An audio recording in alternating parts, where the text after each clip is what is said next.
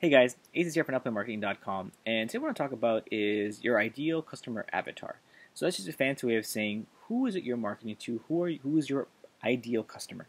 So this is actually really important, especially when you first get started, guys, because what you're going to find is that you may be attracting the wrong people into your business, and what it's going to do is it's just going to actually create more stress for you than it will be beneficial.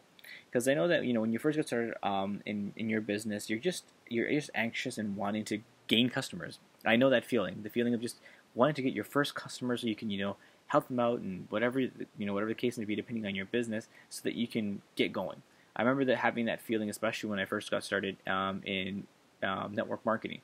Where I was just looking for anybody to kind of join my business so that I could start building a team, and I knew that I could help them and all this other stuff so we could start getting results together. And what was happening was that I was just signing up anybody and anybody that I could get. And what happened was that I was starting to build a team, but it was really just on my pen, meaning I was the person who was going out there and doing this work. But the people that I was recruiting weren't quite like me. They weren't my ideal customer. They weren't the person that I really wanted to be part of my team. And inside I knew that this was kind of the case. I was almost having to convince people to want to be part of this opportunity, where really it should have been people who saw the opportunity as an opportunity for themselves to grow a business, to be able to get results, to be able to change their family's life, and see it as a chance for them to actually improve from where we're currently at in their lives, right? It's completely two different mindsets. Somebody who's thinking about, let me give this a shot, versus someone who's like, this is my opportunity to make a difference and get the results that I want for my life. And so what was happening though is then until I made that switch, until I started looking for the people who were going to be producers and were going to put in the effort like I wasn't really getting the greatest results, right? And once that started happening, that's when you start to see some of those results. And so the same thing happens for you in your business, right? You have to have raving customers if you're going to want to be successful in your business, right? And the only way for you to do that really is by having that picture of who your ideal customer really is. Because if you don't know who you're selling to, then it's harder for you to be able to create content, first off, to create value for them. It's going to be harder for you to be able to market if you're doing like paid ads or any sort of advertising. It's going to be harder for you to market to people if you don't really know who it is you're marketing to, right?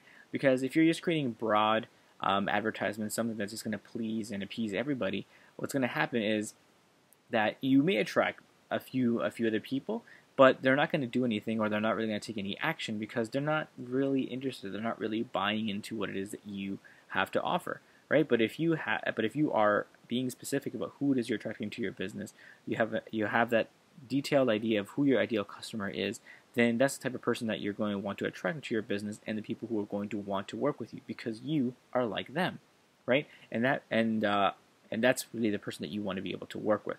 So for example, for myself now, when I'm working online, I'm looking for somebody who doesn't really matter. I don't have an age group for them, but someone who's hungry to grow a business, someone who's maybe just getting started online or getting started in entrepreneurship for the first time, who may have questions in terms of how to build a business, but knows that it's going to take time to be able to do it.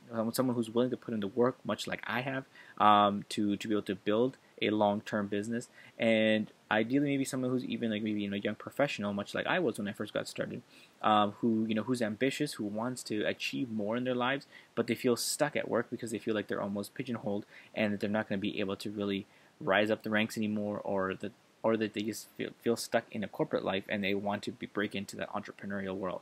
That's the person that I'm marketing to. That's the person who I'm wanting to attract into my business.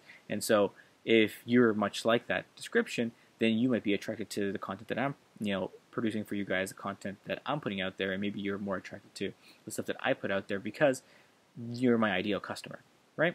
And so I have to now create ads for people that like that, so they are attracted to it. I have to create content that's going to attract that to them and answer questions that they may have, right? And so that's kind of the approach that I take, and that's obviously because that I know who it is that I'm advertising to. I know who my customer is.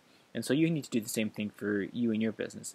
You need to have an ideal customer, so that way you know who you're advertising to, and you can start attracting the right people into your business.